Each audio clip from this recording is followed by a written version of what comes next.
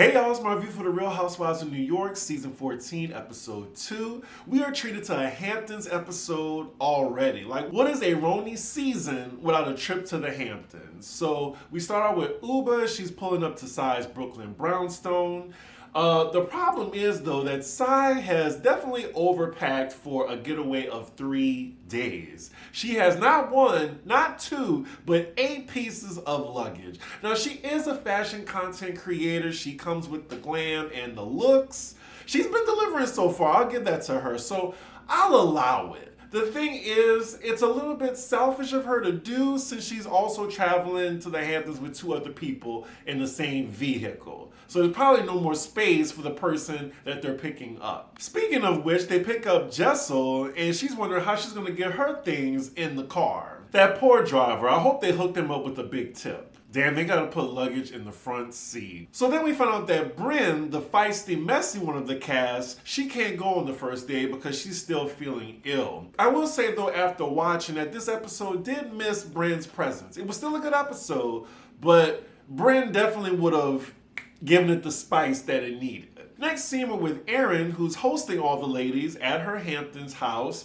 She's in Sag Harbor right now, and her place is nice. I mean, the money is here on this season. The house is 5 bedrooms, 7 baths. By the looks of what the house used to look like in the inside, she significantly upgraded it. We definitely see her making things nice for the ladies when they get there. She has a caviar caterer there.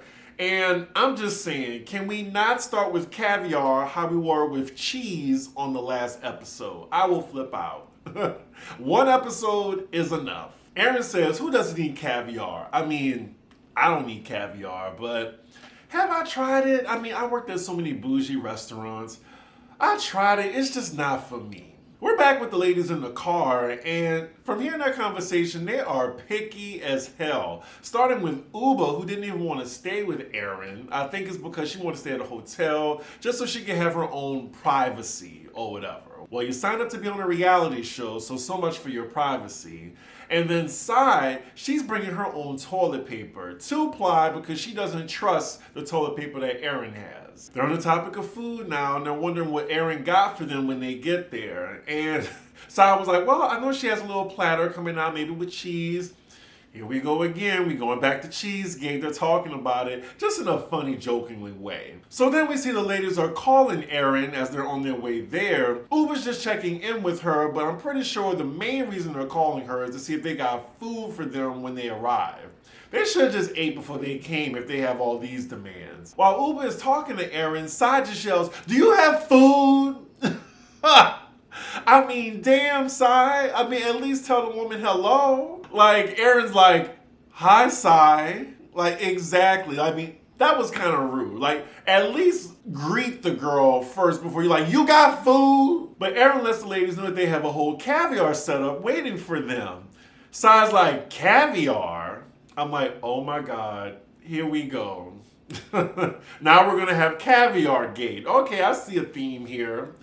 But Erin's like, what, is that not okay? So then Uba has the nerve to say, well, how far is your house from Provisions? She lets us know that Provisions is kind of like a high-end grocery store. Like she said, the Bergdorfs of grocery stores. Okay. They are really low-key being rude to Erin right now. Like, I can see how she's getting a villain origin story from these 3 bitches. So first to arrive at Erin's house is Jenna, who lets us know that she's never been on a girls' trip before. She's kind of nervous.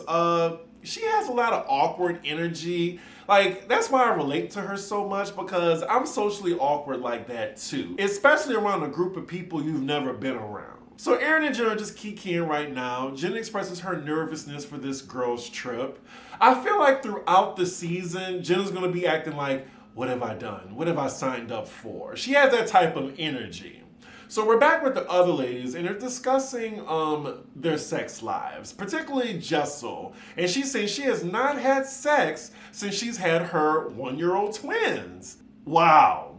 Like, you're in a marriage, and you haven't had sex for a year. They left us on a cliffhanger with that when they went to commercial break, because I need to hear why. Jessel's excuse is they're both exhausted all the time. I don't know about that. Speaking as a man, I don't know. He gonna get it from somewhere. Like, you can't be too exhausted for sex, especially a year. A year. And then she says, like, her C-section scars, she's a little self-conscious because of that. I mean, I get that part, but you talk it out. According to her, she's been with her man for 7 years. Like, if she wants to extend that, and especially you going on a reality show, you better get the fucking. She does say that she's giving him blowjobs. I mean, that's great too. I mean, foreplay and stuff, that's fine. But look, if you're in a marriage or in a relationship and no sex for a year, that is a warning sign. Don't be a statistic. I hope everyone's marriages are intact after season 1. Or 14, y'all know what I mean. Sai and Uba are just flabbergasted by this information. I hope Jess will know that now that she disclosed this information, this is going to be talked about throughout the girls' trip. So the ladies finally arrive at Erin's. Sai greets Erin with the toilet paper. She makes a comment about that in her confessional. She's saying, I was always raised to not come to people's house empty-handed. And Shady Production, they immediately go back to the last episode where she showed up to Jenna's empty-handed. But she's saying that Sai could have came here empty-handed instead of giving her toilet paper. As the ladies are bringing up their luggage, multiple pieces of luggage, the look on Erin's face says that she regrets having this girls' trip at her home. So the ladies see the caviar spread, and they're putting caviar on Pringles. Cut to Sai in her confessional being so shady. Erin, you that high-low type of chick? You went to the bodega to get them Pringles? Not the bodega. I can't even see Erin going into a bodega. We cut to Jenna's confessional, and again, we see each other. So she's saying that she's the type that she's better one-on-one with people, and that is just how I am. I am terrible in groups. I love that she's giving this disclaimer to the audience so they won't think that she's boring. I don't think she's boring at all. I think she's hella cool. Sai, you talking a big game this season saying you're gonna bring the looks. Every episode, I'm gonna be looking for a look. I'm just saying. So they just kikiing right now together. Like, these ladies love to talk about food. Erin points this out in her confessional, and they're always complaining. I need the ones that's doing the complaining to start doing the hosting. I can't wait to see what spread that they have. And Uber girl, if you say the word provisions one more time. So as Uba goes out to get her provisions, the ladies are still chatting, and we find out that Jenna got lingerie for all the ladies. How sweet. And then the talk of lingerie, of course we're going to talk about Jessel and how she hasn't had sex in over a year with her husband. I told her they were going to keep bringing it up. So they're opening their lingerie, and it looks like Jessel is not too fond of it. Like, she's a little vocal about it, but just wait till later when she actually tries it on. To be fair, it's not the prettiest garment, but it's still a little rude to say you don't like it as a person who got it for you is in front of you. Wow, so next time we're Uba, she's approaching provisions and it's closed. I think this was her karma. Like, she was talking about this the entire drive. She didn't want what was provided for her. So now she has nothing. I hope they got a Wendy's or a McDonald's or something in the Hamptons. Next scene, so it's later in the evening and the lady's about to go out for dinner. Oh! So they're getting ready, and then Jessel, I guess she's wearing like head to toe Alexander Wang, like you can see the labels, especially on the back of the coat. She picks up her Balenciaga bag. Jenna stops her. No, you can't do that. You can't wear Balenciaga as well as Alexander Wang. Too many labels, too many. I mean, hey, I think I would take that advice from someone that was the head of a fashion brand. I think what made it so funny was like Jenna just comes off so meek. So the way she passionately told Jessel, no, don't do that. It was very funny. So the ladies arrive at Topping Rose house, and I didn't know, but the Housewives of New York always go to this place. My friend was yelling at me like I was supposed to know this information, that they always go to Topping Rose house, but as soon as I saw the front part, I was like, oh, they've been here before. Well, not this cast, but the previous cast. So far, we're in the middle of the episode. It's a chill episode. And you know what, y'all? I don't mind. Every episode doesn't have to be, dramatic as fuck.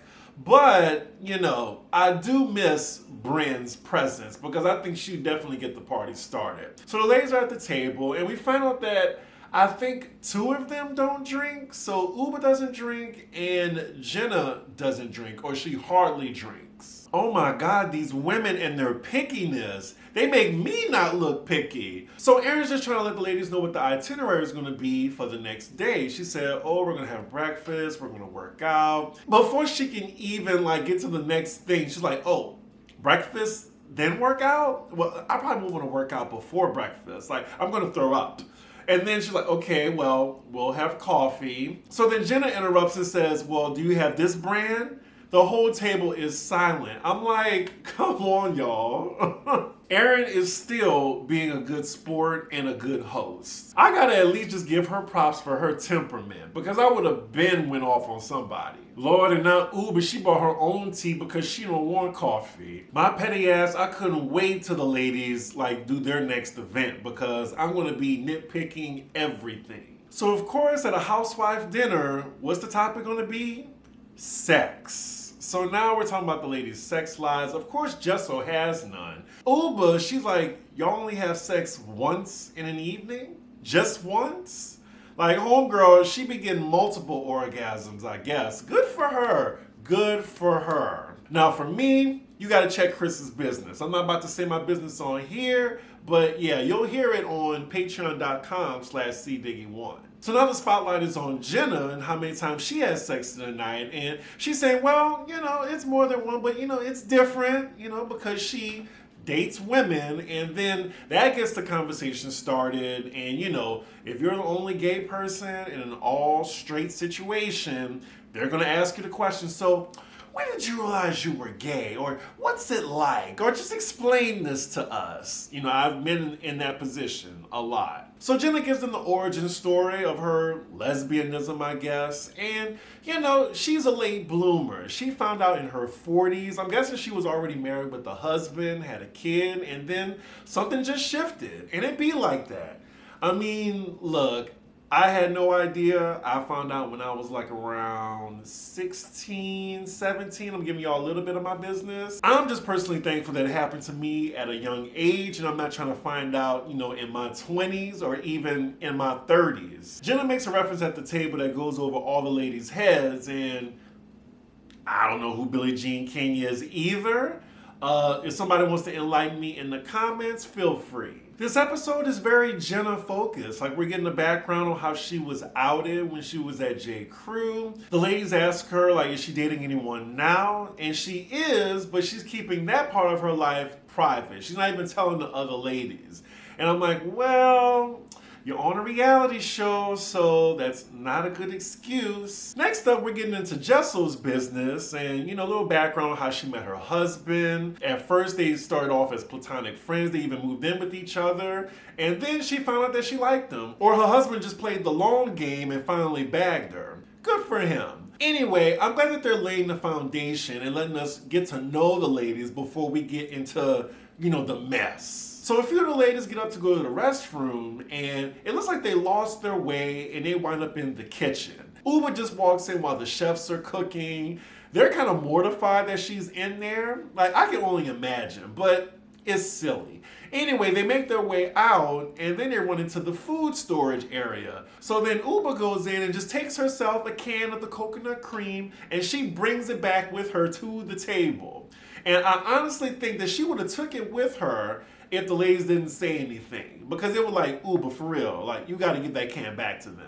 Like, Sai even takes the can and gives it to the server. They're definitely being stared at, and I'm sure this is a nice restaurant in the Hamptons, and they act in the food.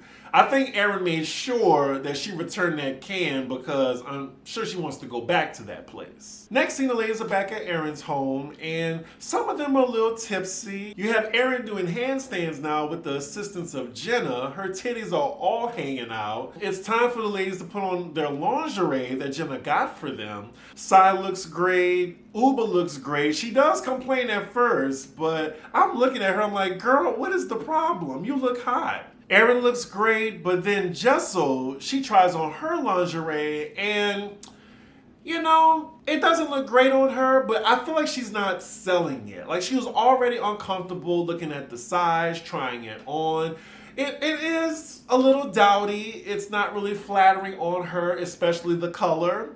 But she definitely is like trashing it in front of Jenna, who got her the lingerie. And I don't even think she realized how rude she's coming off. We cut to Jen's confessional and she's saying she's completely dumbfounded about how rude she's being, but it looks like she doesn't want any confrontation and she doesn't tell Jessel. The other ladies can even tell that it's bothering Jenna, but they ain't saying anything. Sai is saying that she sees that Jenna has a problem with it, but she just gonna have to speak up. We see the credits rolling now, and then we see Jessel still saying that it's hideous. She's going upstairs, and that is where the episode ends. Now, this was a chill episode, y'all. I wouldn't rate the whole season based on this second episode. We see that Brenda's gonna be in the next episode, and things definitely turn up from what I see in the previews. So I'm looking forward to that. Again, this was an alright episode. They're just laying the foundation, and it's technically the first season. It's a reboot. They just didn't start it over for some reason. It's just season 14 now instead of season 1. But yeah, y'all know what I'm saying. Anywho, make sure y'all like, comment, and subscribe, and I will see y'all for the next episode. Bye.